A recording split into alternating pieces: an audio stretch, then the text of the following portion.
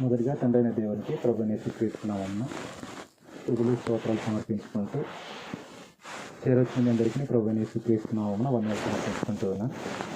అలాగనే స్థానిక సేవకులు కూడా ప్రత్యేకమైన నాయకులను సమర్పించుకుంటూ ఉన్నాం. ఈ సమయం నందు మనము బాప్తిస్మము నాకు సిద్ధపడినటువంటి సహోదరులకు ఉద్దేశించి గ్రంథంలో నుంచి కొన్ని విషయాలను మనము ఆలోచన చేయడానికి ప్రయత్నం చేద్దాం.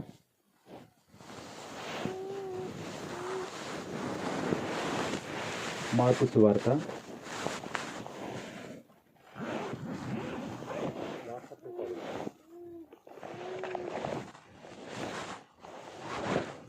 మార్కు సువార్త 16వ అధ్యాయము 15వ వచనం నుంచి సంగతులు చదువుదాం. మరియు మీరు సర్వలోకమునకు వెళ్ళి సర్వ సృష్టికి సువార్తను ప్రకటించుడి. నమ్మి బాప్తిసము పొందినవాడు రక్షింపబడును, నమ్మని వానికి శిక్ష విధింపబడును. ఈ సమయమందు చదవబడిన లేఖనాన్ని మనము జాగ్రత్తగా పరిశీలించినట్లయితే అక్కడ 3 విషయాల గురించి చెప్పబడింది. మొదటిది ఏమిటంటే సువార్త, రెండవది బాప్తిస్మము, మూడవది రక్షణ. రక్షణకు ఈ 2 విషయాలు కూడా చాలా ప్రాముఖ్యమైనది. గ్రంథం ఏం చేసింది అంటే ఈ 2 అంశాలను కూడా కలిపి మాట్లాడింది. ఒక వ్యక్తి రక్షణ పొందాలి అంటే సువార్త వినాలి, సువార్త విన్నవాడు బాప్తిస్మం తీసుకోవాలి, అప్పుడు మాత్రమే రక్షణ. మరియు సర్వలోకమునకు వెళ్ళి సర్వ సృష్టికి సువార్త ప్రకటించండి అని అపోస్తులకు తెలియజేసిన యేసు ప్రభు, మీరు సువార్త ప్రకటిస్తే ఎవడైతే నమ్మి బాప్తిస్మం తీసుకుంటాడో వాడు రక్షింపబడతాడు అనేసింది. రక్షణకు 2 అంశాలు కూడా సపోర్ట్ చేస్తాయి, సువార్త తర్వాత బాప్తిస్మము అనేది. సువార్త అనేసి అంటే గ్రంథంలో చెప్పినటువంటి నిర్వచనాన్ని నేను వివరించడానికి ఆశపడతాను. చాలామంది సువార్త అనేసి అంటే మంచి వార్త, శుభవార్త అనేసి అంటారు. సువార్త అనేసి అంటే గ్రంథం చెప్పిన నిర్వచనం ప్రకారంగా కొరింథీయులకు రాసిన మొదటి పత్రిక 15వ అధ్యాయము మొదటి 4 వచనాల్లో సువార్త యొక్క నిర్వచనాన్ని అపోస్తలుడైన పౌలు వివరిస్తాడు. సువార్త అంటే ఏంటో తాను ప్రకటించిన సువార్తనే వారికి వివరిస్తున్నాడు. మరియు సహోదరులారా, నేను మీకు ప్రకటించిన సువార్తను మీకు తెలియపరుచుచున్నాను. మీరు దానిని అంగీకరించితిరి, దాని యందే నిలిచి ఉన్నారు. మీ విశ్వాసము వ్యర్థమైతేనే గాని నేను ఏ ఉపదేశ రూపముగా, ఒకసారి మీరు గమనించండి, సువార్తను ఎలా పౌలు గారు ప్రకటించాడునంటే ఉపదేశ రూపముగా ప్రకటించాడునంట. సువార్తను ఉపదేశ రూపముగా నేను ప్రకటించాను. దాన్ని సువార్తను మీరు విన్నారు, దాని యందు నిలిచి ఉన్నారు అనేసి మాట్లాడుతున్నాడు పౌలు గారు. మీరు దాని యందు నిలిచి ఉన్నారు. 3వ వచనంలో అది నాకు ఇయ్యబడిన ఉపదేశము మొదట మీకు అప్పగించి తిని, అదేమనగా లేఖనముల ప్రకారము క్రీస్తు మన పాపముల నిమిత్తము మృతి పొందెను, సమాధి చేయబడెను, లేఖనముల ప్రకారము 3వ దినమున లేపబడెను. సువార్త యొక్క నిర్వచనం ఏమిటంటే యేసు ప్రభు మా పాపాల నిమిత్తము మృతి పొందాడు, చనిపోయాడు. యేసు ప్రభు మన యొక్క పాపాల నిమిత్తం చనిపోవలసినటువంటి అవసరత ఏముంది? అది మనకు ఎలా సువార్త అవుతుంది? అనేక మంది సువార్త అనేసి అంటే సువార్త ప్రకటించడానికి ఏం చేస్తున్నారనంటే ఒక మనుషుని యొక్క మరణ వార్త చెప్పాల్సింది పోయి దాన్ని చెప్పడానికి సిగ్గుపడుతూ యేసు ప్రభువును గురించి ప్రకటిస్తున్నారు. కానీ యేసు ప్రభువును ఎందుకు నమ్ముకోవాలి, అసలు యేసు ప్రభు మన యొక్క పాపాల నిమిత్తం ఎందుకు చనిపోవలసి వచ్చింది అనే ఒక విషయాన్ని వివరించలేకపోతున్నారు. యేసు ప్రభు ఎందుకు చనిపోయాడు, ఎందుకు యేసు ప్రభు మన పాపాల నిమిత్తం ఎందుకు చనిపోయాడు అనే దాన్ని నేను వివరిస్తాను. పేతురు రాసిన మొదటి పత్రిక 2వ అధ్యాయము 24వ వచనంలో, మనము పాపముల విషయమై చనిపోయి నీతి విషయమై జీవించినట్లు ఆయన తానే తన శరీరమందు మన పాపములను, మీరు ఈ విషయాన్ని మనసు పెట్టుకోవాలి, మన పాపములను మ్రాను మీద మోసుకొనెను, ఆయన పొందిన గాయముల చేత మీరు స్వస్థత నొందితిరి. ఇక్కడ 2 విషయాలు గమనించాలి. యేసు ప్రభు ఎందుకు మన పాపముల నిమిత్తం చనిపోయాడు అనేసి అంటే ఇక్కడ 2 కారణాలను వివరిస్తున్నాడు. మీరు గమనించండి. మనము పాపముల విషయమే చనిపోవాలని. ఎందుకు యేసు ప్రభు మన యొక్క పాపాలను తాను మోసుకొని తాను చనిపోయాడు? ఎందుకునంటే మనము పాపముల విషయమే చనిపోవాలని. మనం పాపం విషయమే చనిపోయి నీతి విషయమే జీవించాలని. మనం చేసిన పాపముల విషయమై తాను చనిపోయాడు. మీరు ఇక్కడ 2 విషయాలను మీరు గమనించాలి.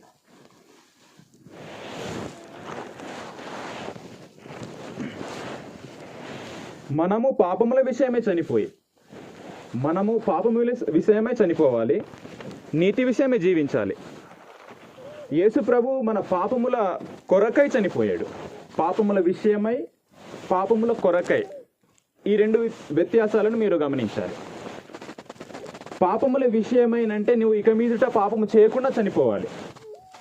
పాపముల కొరకైనంటే నువ్వు చేసిన గతంలో చేసిన పాపముల కొరకై యేసు ప్రభు మరణించాడు. మీరు గమనించాలి. పాపముల విషయమైనంటే ఇక మీదట నువ్వు పాపము ఇక మీదట చేయకూడదు. నీ యొక్క జీవితమే నీతి కోసం జీవించాలి. మీరు పాపం విషయమే చనిపోయి నీతి కొరకు జీవించినట్లు, మనం చేసిన గతంలో చేసిన పాపముల కొరకై చనిపోయాడు యేసు ప్రభు.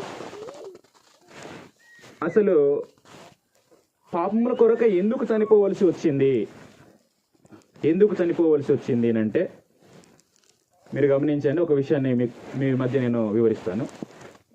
మనం చేసిన పాపములను మనం అనుభవిస్తే యుగ యుగాలు అనుభవించాలి. మనం చేసిన పాపములకు మనము శిక్ష అనుభవిస్తే యుగ యుగాలు అనుభవించాలి.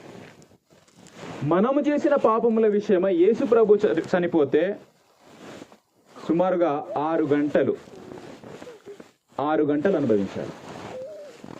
అందుకని దేవుడు ఏం చేసాడు అంటే, వారు అనుభవిస్తే యుగ యుగాలు అనుభవించాలి. కాబట్టి వారు కొరకై వారు చేసిన పాపముల విషయమై నువ్వు శిక్ష అనుభవించు అని మనల్ని ప్రేమించి తన ఏక కుమారుని కలవరి శిలువలో అప్పగించాడు దేవుడు.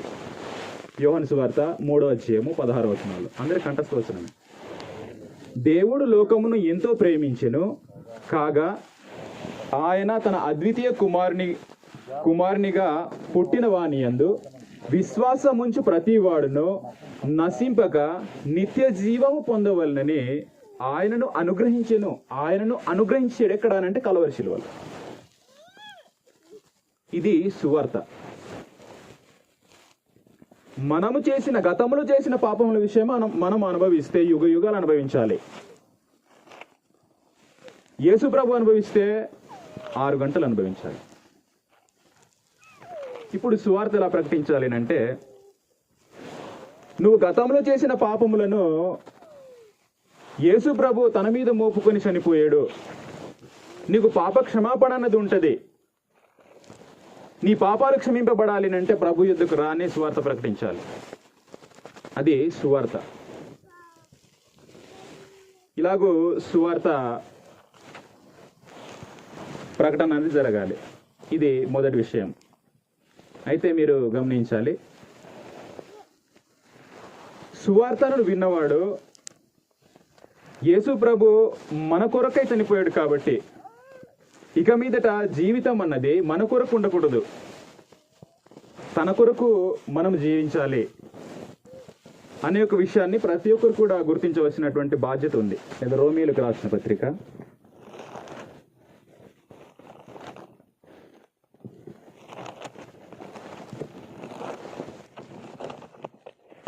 రోమీయులకు రాసిన పత్రిక 14వ అధ్యాయం 7వ వచనం నుంచి, మనలో ఎవడును తన కోసమే బ్రతుకడు, ఎవడును తన కోసమే చనిపోడు.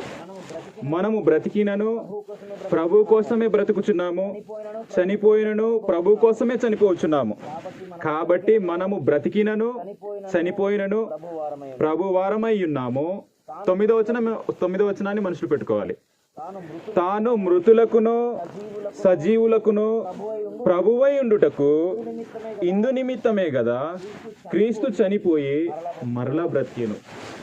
యేసు ప్రభు మన యొక్క పాపముల విషయమే చనిపోయిన యేసు ప్రభువుకు ఒక కోరిక ఉందినంట.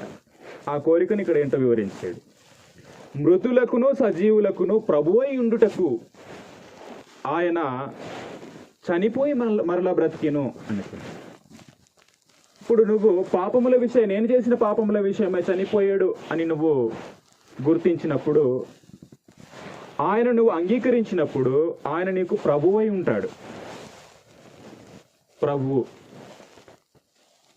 ఎవరైతే తమ యొక్క హృదయములో ప్రభువు అని అంగీకరిస్తాడో, నోటితో ఒప్పుకుంటాడు, అతను రక్షణకు సిద్ధపడుతున్న వ్యక్తి అనే ఒక విషయాన్ని మనసులో పెట్టుకోవాలి. రోమీయులకు రాసిన పత్రిక 10వ అధ్యాయం 9వ వచనం, అదేమనగా యేసు ప్రభు అని నీ నోటితో ఒప్పుకొని దేవుడు మృతుల్లో నుండి ఆయనను లేపెనని నీ హృదయమందు విశ్వసించిన ఎడల నీవు రక్షింపబడదు. ఇది సువార్త.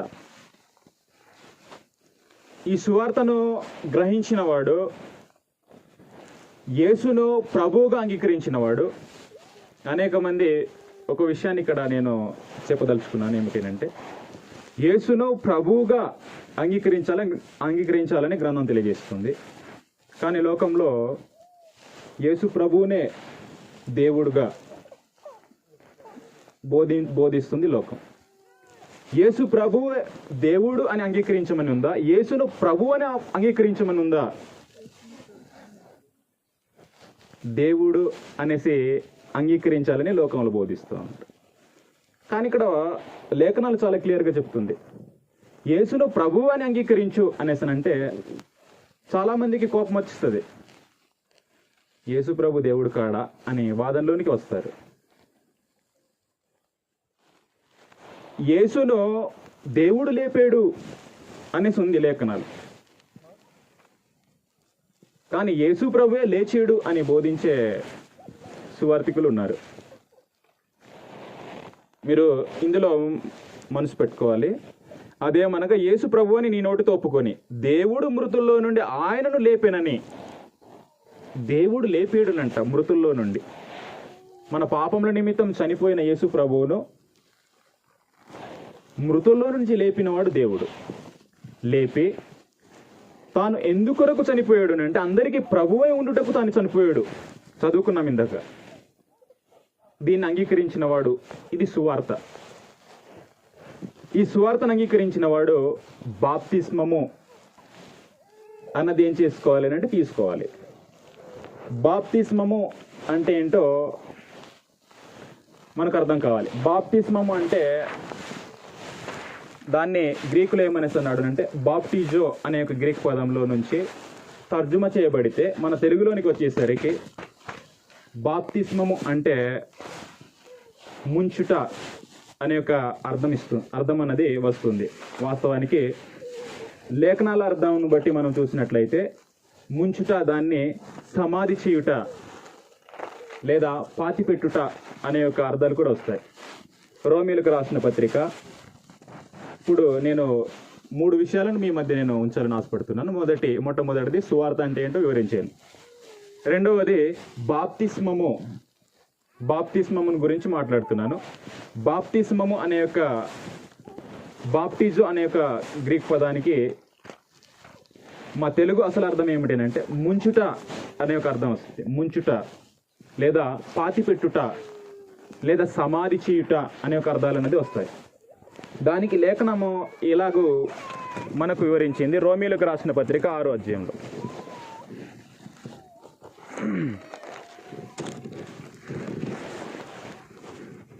రోమీలకు రాసిన పత్రిక 6వ అధ్యాయము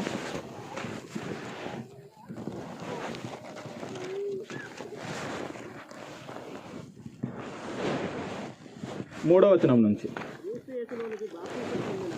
క్రీస్తులోనికి బాప్తిస్మం పొందిన మనమందరము ఆయన మరణములోనికి బాప్తిస్మము పొందితిమని మీరెరుగరా. ఆయన మరణములోనికి బాప్తిస్మం. బాప్తిస్మము అంటే అసలు అర్థం మా తెలుగులో ఏమిటంటే ముంచుట లేదా సమాధి చేయుట లేదా పాతిపెట్టుట. క్రీస్తు మరణములో మనం ఏం చేస్తున్నాము అంటే బాప్తిస్మం పొందుతున్నాం. యేసు ప్రభు వారు మన యొక్క పాపముల విషయమై చనిపోయాడు, పాపముల కొరకై చనిపోయాడు. ఇప్పుడు మనము పాపముల విషయమై చనిపోయి, ఎలాగైతే యేసు ప్రభు మన పాపముల కొరకై చనిపోయిన యేసు ప్రభువును సమాధి చేశారో అదే యొక్క సాదృశ్య రూపంలో ఇప్పుడు మనము పాపముల విషయమై నేను చనిపోతున్నాను అని బాప్తిసం తీసుకుంటున్న యొక్క సహోదరులు ముందుకు వస్తున్నారు. ఇక మీదట నేను పాపముల కొరకై చనిపోతున్నాను, ఇక మీదట నేను నీతి విషయమై జీవించడానికి నిశ్చయించుకున్నాను అని ముందుకు వచ్చిన వ్యక్తులే బాప్తిస్మమునకు సిద్ధపడినవారు. మీరు గమనించండి, క్రీస్తులోనికి బాప్తిసం పొందిన మనమందరము ఆయన మరణంలోనికి బాప్తిసం పొందితమని మీరెరుగరా. 4వ వచనం, కాబట్టి తండ్రి మహిమ వలన క్రీస్తు మృతుల్లో నుండి ఎలాగూ లేపబడినో. మీరు గమనించాలి, ఎలాగూ యేసుప్రభు మృతుల్లో నుండి దేవుని చేత లేపబడ్డాడో దాన్ని ఏం చేస్తున్నాడు అంటే లింక్ చేస్తున్నాడు, పోలుస్తున్నాడు. అలాగే అనేసి మాట్లాడుతున్నాడు. అలాగే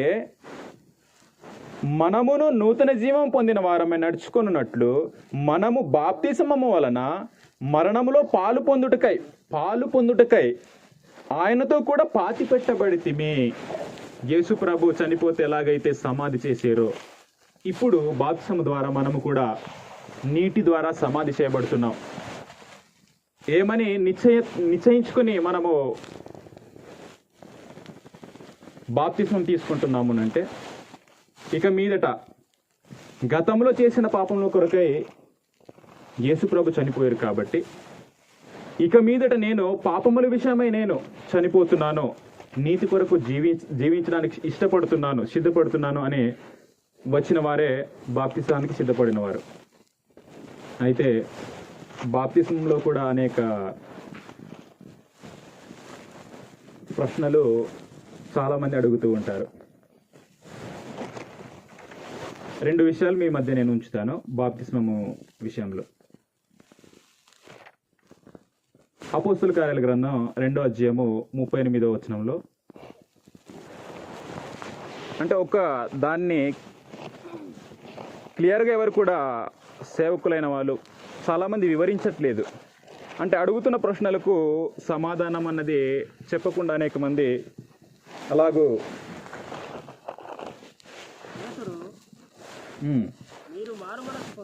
మీరు సందర్భం మీకు అర్థమై ఉంటుంది. పేతురు ప్రసంగం చేసిన తర్వాత మేము రక్షణ పొందడానికి మేమేం చేయాలి అని 37వ వచనం నుంచి చదువుదాం అర్థం కావడానికి. వారు ఈ మాట విని హృదయంలో నొచ్చుకొని, సహోదరులారా మేమేమి చేతుమని పేతురును కడమ అపోస్తులను అడుగగా, పేతురు మీరు మారు మనసు పొంది, ఈ విషయాన్ని మీకు వివరించడానికి చదివిస్తున్నాను. పాప క్షమాపణ నిమిత్తము ప్రతివాడు యేసుక్రీస్తు నామమున బాప్తిస్మం పొందుడి. యేసుక్రీస్తు నామమున. మత్తయి సువార్త 28వ అధ్యాయము. ఇందులోనికి మళ్ళీ వద్దాం. ఒక సంగతి నేను వివరించాలని ఆశపడుతున్నాను. మత్తయి సువార్త 28వ అధ్యాయము 18వ వచనం నుంచి 18, 19 వచనాలు. అయితే యేసు వారి యొద్దకు వచ్చి, పరలోకమందును భూమి మీదను నాకు సర్వాధికారం ఇయ్యబడి ఉన్నది, కాబట్టి మీరు వెళ్ళి సమస్త జనులను శిష్యులనుగా చేయుడి, తండ్రి యొక్కయు కుమారుని యొక్కయు పరిశుద్ధాత్మ యొక్కయు నామములోనికి వారికి బాప్తిసం ఇవ్వండి. ఇప్పుడు మనం బాప్తిస్మము యేసుక్రీస్తు నామం తీసుకోవాలా, తండ్రి కుమార పరిశుద్ధాత్మ నామంలోనికి తీసుకోవాలి? అనేక మంది ఈ యొక్క ప్రశ్నలతో ఏం చేస్తుంటారంటే కన్ఫ్యూజ్ అయిపోతూ ఉంటారు. ఇక్కడ చెప్పబడిన యొక్క విషయాన్ని సేవకులు వివరించకపోవడంను బట్టి అనేక మంది ఏం చేస్తారు అంటే, ఏది కరెక్టు, యేసుక్రీస్తు నామమా, తండ్రి కుమార పరిశుద్ధాత్మ నామమా? ఈ ప్రశ్నల మధ్య అనేక మంది చాలా ఏం చేస్తారంటే కన్ఫ్యూజ్ అయిపోతూ ఉంటారు. అయితే నేను దీన్ని వివరించాలని ఆశపడుతూ ఉన్నాను. ఇందులోనే సమాధానం ఉంది. ఆ సమాధానాన్ని మనము కేచ్ చేయలేక ఏం చేస్తామనంటే చిన్న పొరపాటు అనేది చేస్తూ ఉంటాం. మత్తయి సువార్త 28వ అధ్యాయంలో తన యొక్క శిష్యులతో, మీరు బాప్తిసము ఇచ్చేటప్పుడు తండ్రి యొక్కయు కుమారుని యొక్కయు పరిశుద్ధాత్మ నామంలోనికి మీరు ఇవ్వండి. అది ఎవరికి ఆజ్ఞ అంటే ఇచ్చేవారికి ఆజ్ఞ, శిష్యులు అపోస్తులకు. అది ఇచ్చేవాడికి ఒక ఆజ్ఞ. అది ఇచ్చేవాడు ఎలాగ ఇవ్వాలని అంటే, తండ్రి యొక్కయు కుమారుని యొక్కయు పరిశుద్ధాత్మ నామంలోనికి మీకు బాప్తిసం ఇస్తున్నాము. తీసుకునేవాడి యొక్క ఆజ్ఞ ఏమిటంటే యేసుక్రీస్తు నామంలోనికి తీసుకోవాలి. ఎందుకు యేసుక్రీస్తు నామంలోనికి తీసుకోవాలి అంటే, దేవుడు యేసు ప్రభువుకు పాపాలు క్షమించే ఒక అధికారాన్ని ఇచ్చాడు. పరలోకమందును భూమి మీదను నాకు సర్వాధికారం ఇవ్వబడి ఉంది. యేసు ప్రభు ద్వారానే మనము పాప క్షమాపణ అనేది పొందుకోవడానికి దేవుడు ఏర్పాటు చేశాడు. తీసుకునే వ్యక్తి యేసు ప్రభు నామము ద్వారా, నామము అనగా ఏమిటంటే అధికారము. నామము అనేసి అంటే అధికారము అని అర్థం. ఇచ్చేవాడు తండ్రి యొక్కయు కుమారుని యొక్కయు పరిశుద్ధాత్మ నామంలోనికి ఇచ్చే యొక్క వ్యక్తి ఇవ్వాలి. తీసుకునే వ్యక్తి యేసు ప్రభు యొక్క అధికారం ద్వారా తీసుకోవాలి. ఇది అర్థమైందనేసి నేను భావిస్తున్నాను. అర్థం కాలేకపోతే ఇంకా వివరిస్తాను. ఇంకా తీసుకునేవాడు ఏ అధికారంతో బాప్తిసం తీసుకోవాలంటే యేసుక్రీస్తు యొక్క అధికారం తీసుకోవాలి. ఇచ్చేవాడు తండ్రి యొక్కయు కుమారుని యొక్కయు పరిశుద్ధాత్మ నామంలోనికి ఇవ్వాలి. దీనినే అనేక మంది సేవకులు వివరించుకుంటగా,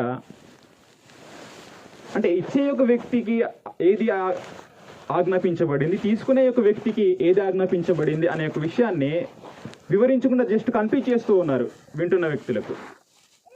చాలా మంది నన్ను ఈ యొక్క ప్రశ్నను అడగడం జరిగింది. నేను ఏ నామంలో బాప్తిసం తీసుకుంటాను, ఏ నామములు తీసుకోవాలి అని. తీసుకునే వ్యక్తి అడుగుతున్నాడు. అపోస్తుల కార్యాలలో ఇందాక మనం చదువుకున్నామే, పేతురు గారు బోధించిన తర్వాత తీసుకున్న వ్యక్తులు పేతురు గారి యొక్క ప్రసంగాన్ని విని మేమేం చేయాలి అని అడిగినప్పుడు వారికి పేతురు గారు ఏమనేసి అంటున్నాడు అంటే, తీసుకోవాల్సింది వారు కాబట్టి యేసుక్రీస్తు నామమును మీరు తీసుకోండి. ఇచ్చే యొక్క వ్యక్తి ఏ నామములు ఇవ్వాలి, తండ్రి యొక్కయు కుమారుని యొక్కయు పరిశుద్ధాత్మ నామంలోనికి ఇవ్వాలి. ఇచ్చేవాడు, తీసుకునేవాడు యేసుక్రీస్తు నామము. ఇది బాప్తిస్మము. మీకు బాప్తిస్మం గురించి ఇప్పుడు అంశాల వారిగా చెప్పాలి అంటే అనేకమైన అంశాలు ఉంటాయి. ఇప్పుడు సువార్తను గురించి మాట్లాడాలి అంటే అనేకమైన విషయాలు మనం చెప్పుకోవచ్చు. బాప్తిస్మం గురించే మాట్లాడాలి అంటే గ్రంథంలో ఉన్న అనేకమైన బాప్తిస్మాలు చెప్పుకోవచ్చు. రక్షణ గురించి మాట్లాడాలంటే అనేకమైన సంగతులు చెప్పుకోవచ్చు. నేను వీటన్నిటిని మీకు పరిచయం మాత్రమే చేస్తున్నాను. ఇప్పుడు రక్షణ అసలు విషయానికి మనం వచ్చాము. అయితే మీరు గమనించండి, 3 విషయాలను దేవుడు ఎప్పుడు కూడా విడదీయలేదు, 3 కలిపే ఉన్నాయి. దానికి నేను గ్రంథంలో ఎగ్జాంపుల్ చూపించి, ఒక మాదిరికరమైన ఎగ్జాంపుల్ చూపించి నేను ప్రసంగాన్ని ముగిస్తాను. రక్షణ అనేసి అంటే అనేక మందికి సరైనటువంటి అవగాహన లేదు. రక్షణ అని చెప్పేయడునంటే మనం గుర్తించాల్సింది ఏమిటంటే, ఎక్కడ నుండి రక్షణ?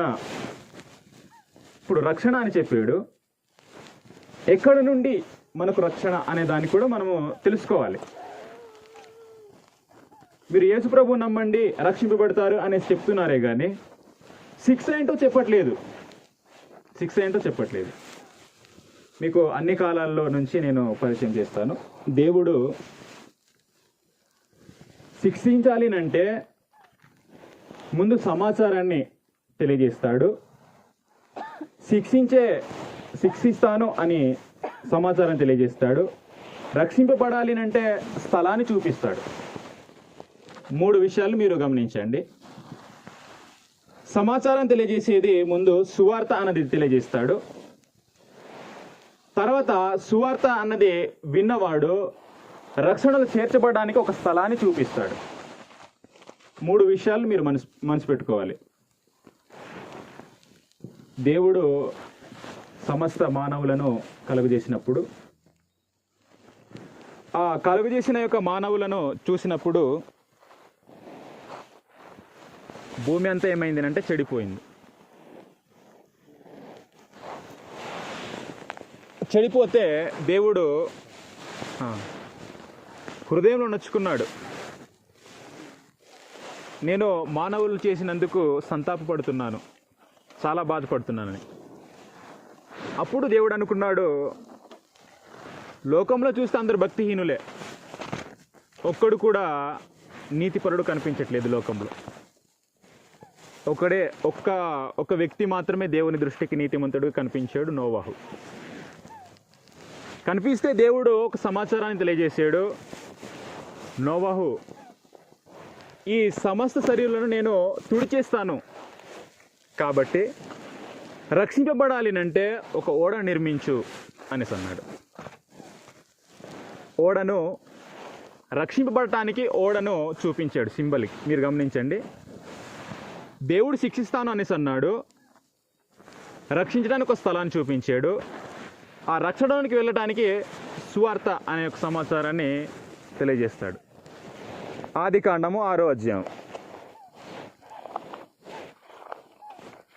నేను రక్షణ గురించి వివరించాలని 3 కలిపి నేను వివరిస్తున్నాను కాబట్టి మీరు అర్థం చేసుకోవడానికి కొంచెం ప్రయాసపడండి. ఆదికాండము 6వ అధ్యాయము 5వ వచనం చదువుదాం ఒకసారి.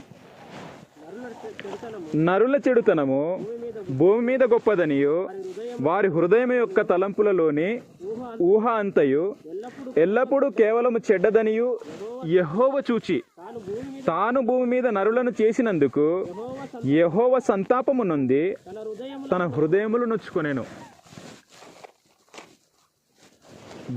భూమి మీద నరులను చూసినప్పుడు వారి యొక్క ఆలోచనలను, తలంపులను దేవుడు చూస్తుంటే దేవునికి బాధ కలిగింది. బాధ కలిగిన దేవునికి 11వ వచనం నుంచి, భూలోకము దేవుని సన్నిధిని చెడిపోయి ఉండెను, భూలోకము బలాత్కారంతో నిండి ఉండెను. దేవుడు భూలోకమును చూచినప్పుడు అది చెడిపోయి ఉండెను, భూమి మీద సమస్త శరీరులు తమ మార్గమును చెరిపివేసుకొని ఉండిరి. 13వ వచనంలో, దేవుడు నోవాహుతో సమస్త శరీరుల మూలముగా భూమి బలాత్కారంతో నిండి ఉన్నది గనుక నా సన్నిధిని వారికి అంతం వచ్చింది అని అన్నాడు. దేవుడు తన యొక్క సన్నిధిలో అంతం వచ్చింది కాబట్టి రక్షింపబడాలి అనేసి నువ్వు అనుకుంటే ఓడ నిర్మించుకున్నాడు. ఎక్కడి నుంచి రక్షణ అంటే దేవుని యొక్క కోపం నుంచి రక్షణ. దేవుడు తన యొక్క సన్నిధిని అంతం వచ్చింది కాబట్టి సమస్త శరీరులను నేను తుడిచేస్తాను అనేసి అనుకున్నప్పుడు దేవుడు రక్షణ యొక్క స్థలాన్ని చూపించాడు. మీరు రక్షింపబడాలి అంటే ఓడలోనికి వెళ్ళండి. మీకు రక్షణ కావాలా, ఓడలోనికి ప్రవేశించండి. ఓడలోనికి వెళ్ళలేదనంటే మీరు శిక్షింపబడతారు. రక్షణ ఎక్కడ నుంచి అంటే దేవుని యొక్క సన్నిధిలో అంతం వచ్చింది కాబట్టి సమస్త శరీరాన్ని తుడిచేయాలని అనేసి అనుకున్నప్పుడు ఓడను చూపించి మీకు రక్షణ కావాలా, దేహాలకు మాత్రమే, ఆత్మ కాదు, దేహాలకు మీకు రక్షణ కావాలా, ఓడలోనికి వెళ్ళండి, మీకు రక్షణ అన్నది దొరుకుతుంది. ఓడలో కాకుండా మరి ఎక్కడ వెళ్ళినా కానీ రక్షణ అన్నది దొరకదు. ఎందుకనంటే దేవుడు చెప్పిన స్థలంలోనికి మాత్రం వెళ్తేనే రక్షణ. నోవహునంట 100 సంవత్సరాలు, సుమారుగా 100 సంవత్సరాలను వారికి సువార్తను ప్రకటించాడునంట. కానీ ఏ ఒక్క వ్యక్తి కూడా నోవహు చెప్పిన ఒక సువార్తను ఎవరు వినలేదునంట, హేళన చేశారు. అయితే నోవహు ప్రకటిస్తున్నప్పుడు ప్రకటించిన నోవహు కూడా వర్షం అంటే ఏంటో చూడలేదు. వర్షం ఏంటో చూడలేదు. దేవుడు సమస్త శరీరాలను నేను నాశనం చేస్తాను అంటే తుఫానుతో, వర్షంతో ఆ యొక్క భూమి సమస్త శరీరాలను నేను నాశనం చేస్తాను అనేసి అన్నప్పుడు నోవహు అప్పటికే వర్షం అంటే ఏంటో తెలియదు. నోవహు కాలం వరకు కూడా వర్షం అన్నది పడలేదునంట. అయితే మీరు ఒకటి గమనించవచ్చు, నోవహు కాలం వరకు వర్షం పడలేదనంటే వారికి ఎలా భూమి పంటలు పండేది అంటే ఆవిరి అన్నది లేచి భూమి అంతను తడిపేదినంట.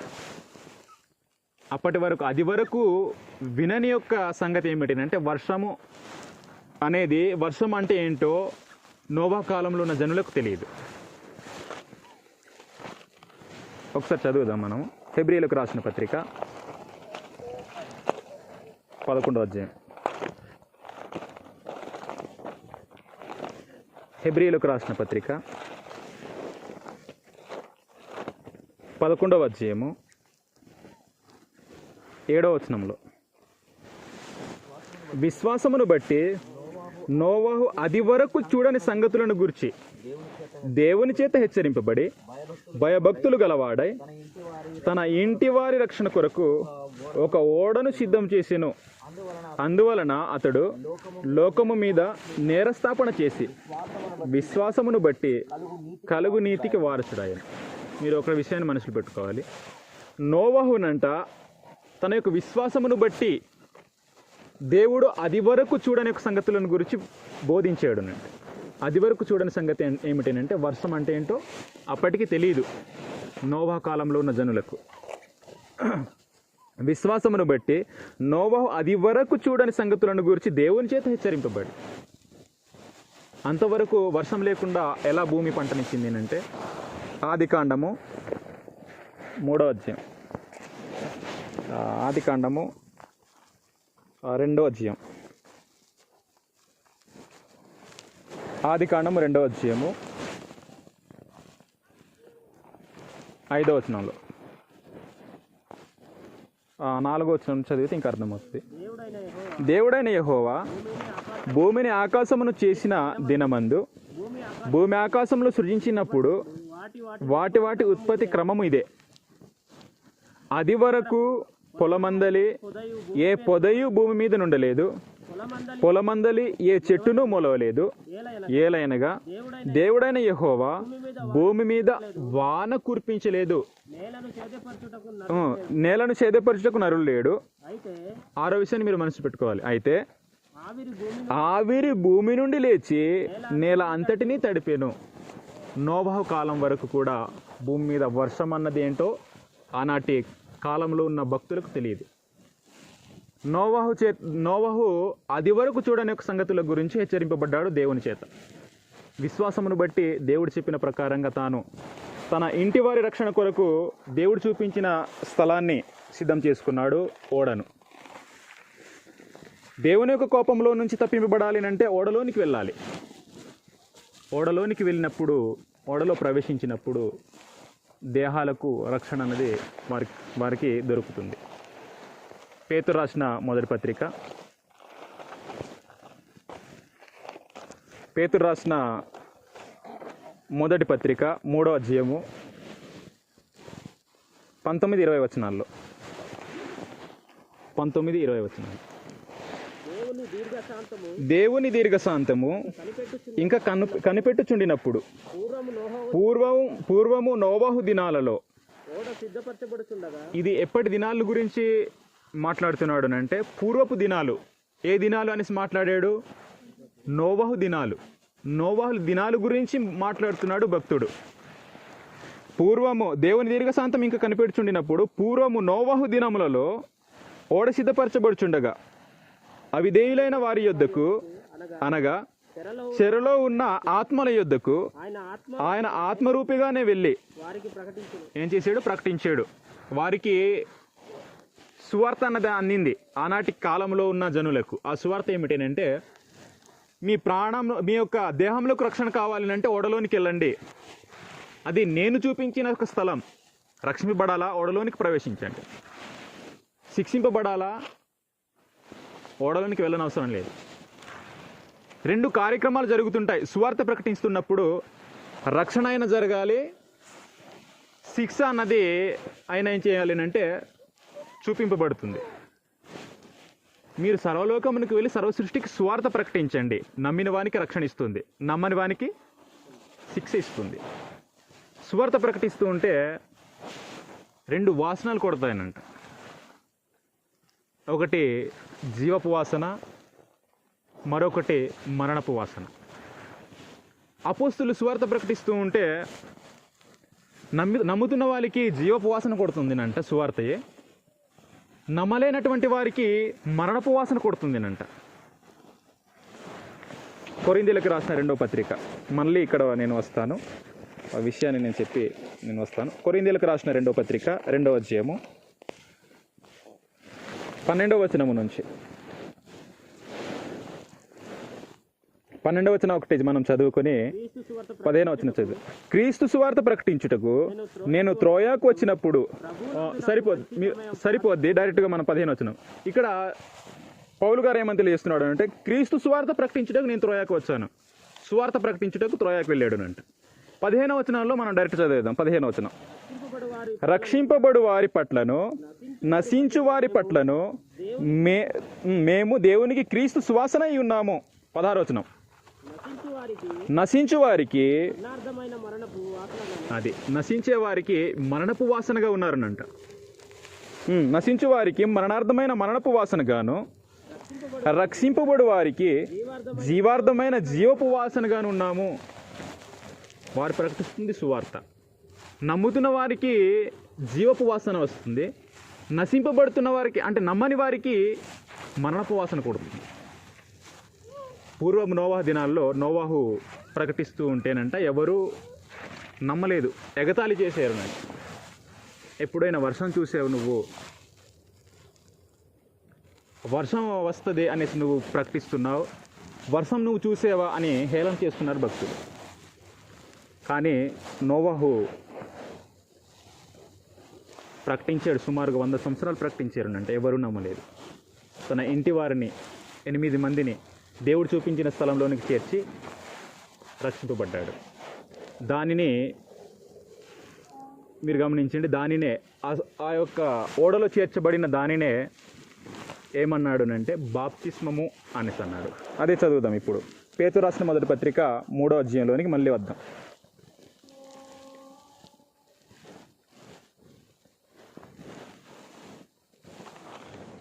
పేతురు రాసిన మొదటి పత్రిక 3వ అధ్యాయము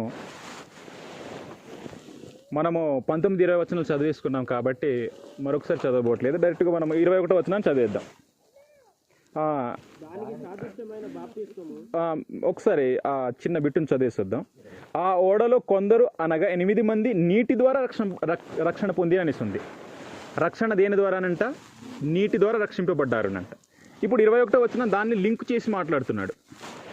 దానికి సాదృశ్యమైన బాప్తిస్మము ఇప్పుడు మిమ్మును రక్షించున్నది. దేన్ని లింక్ చేశాడు?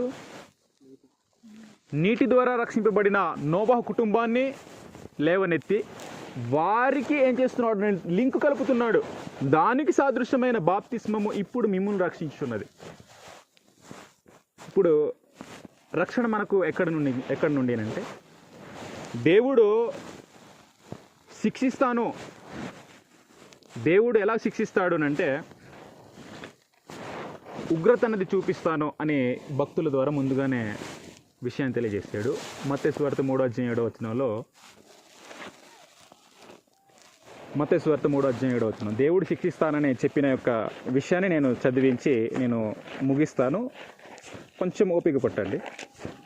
మత్తయి సువార్త 3:7 అతడు పరిసయ్యులను సద్దూకాయులలోను అనేకులు బాప్తిస్మము పొందవచ్చుట చూచి సర్పసంతానమా, ఈ విషయాన్ని మీరు మనసులో పెట్టుకోవాలి. రాబో ఉగ్రతను తప్పించుకొనుటకు మీకు బుద్ధి చెప్పిన వాడెవడు అని ప్రశ్నించాడు. ఏం వస్తుందినంట? ఉగ్రత వస్తుందినంట. రాబో ఉగ్రత అనేసి అన్నాడు. దేవుని యొక్క రాబో ఉగ్రత ఎలాంటిది అంటే, పేతురు రాసిన 2వ పత్రిక 3వ అధ్యాయము 10వ వచనం నుంచి చదువుదాం. దేవుని యొక్క రాబో ఉగ్రత ఎలాంటిదో, ఎంత భయంకరమైనదో. పేతురు రాసిన 2వ పత్రిక 3వ అధ్యాయము 10వ వచనం నుంచి చదువుదాం. దేవుని యొక్క రాబో ఉగ్రత ఎలా ఉంటుందో 9వ వచనం చదివితే మనకు ఇంకా అర్థమవుతుంది. అయినప్పటికీ మనం 10వ వచనం నుంచి చదివేద్దాం.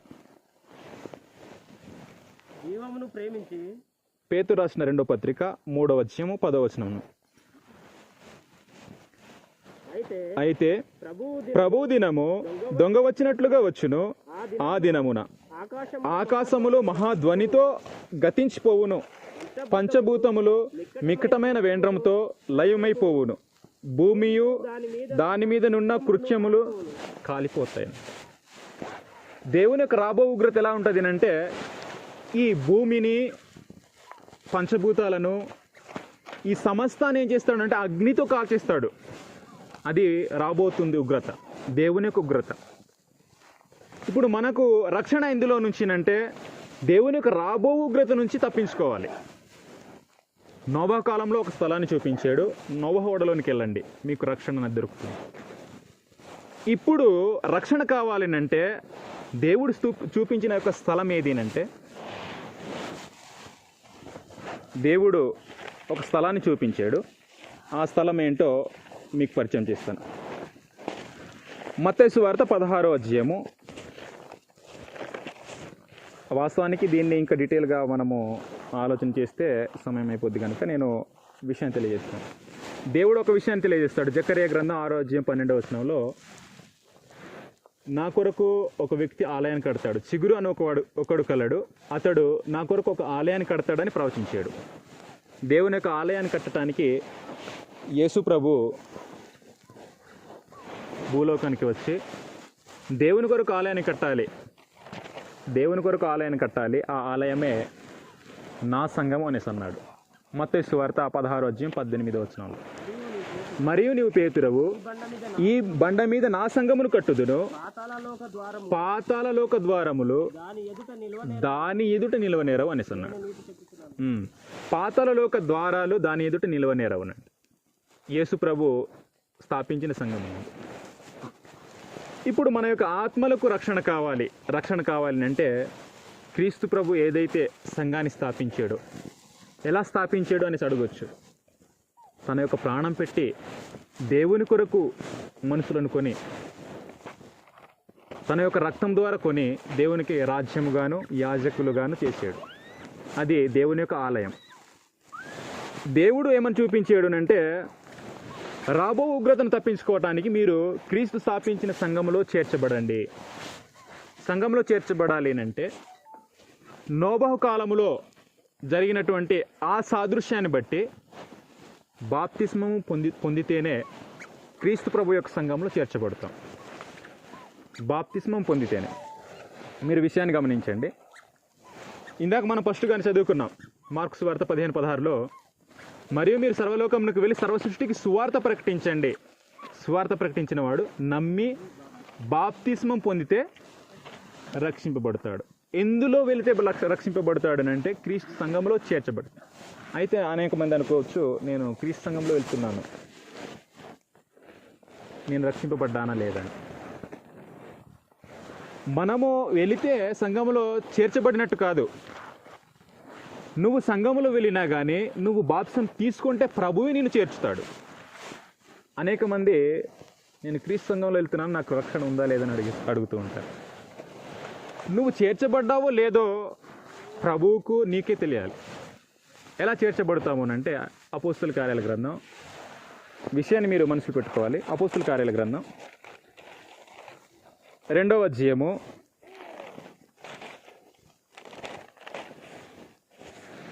47వ వచనాన్ని చదివిద్దాం. 47వ వచనం. ఆనందముతోనూ నిష్కపటమైన హృదయముతోనూ ఆహారం పుచ్చుకొనుచుండిరి మరియు అది ఇక్కడ మనసు పెట్టి చదవాలి. ప్రభువు రక్షణ పొందుచున్న వారిని అనుదినము వారితో చేర్చుచుండెను అనేసి ఉంది. సంఘముతో ప్రభువే చేర్చాలి, కానీ మనము చేరుతాము అనేసి అంటే అది జరగని పని. అది మన యొక్క అపోహ. ప్రభువే చేర్చుతాడు. ఎవరిని చేరుస్తాడు అంటే సుమారుగా పైన మనం చూసినట్లయితే 3,000 మంది బాప్తిసం పొంది రక్షణ బాప్తిసం పొందడం జరిగింది. బాప్తిసం పొందిన వారిని ఏం చేస్తున్నాడు అంటే ప్రభు తన యొక్క సంఘంలో చేరుస్తున్నాడు.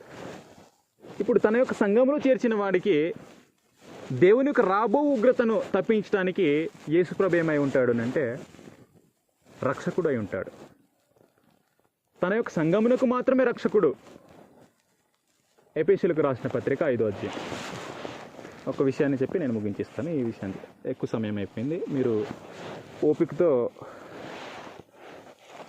సంగతులను విన్న మీకు నేను అభినందిస్తూ ఉన్నాను. ఎఫెసీయులకు రాసిన పత్రిక 5వ అధ్యాయము 23వ వచనం నుంచి.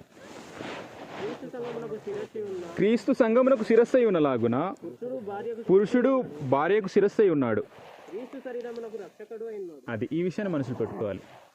క్రీస్తే శరీరమునకు రక్షకుడు. శరీరము అనేసి అంటే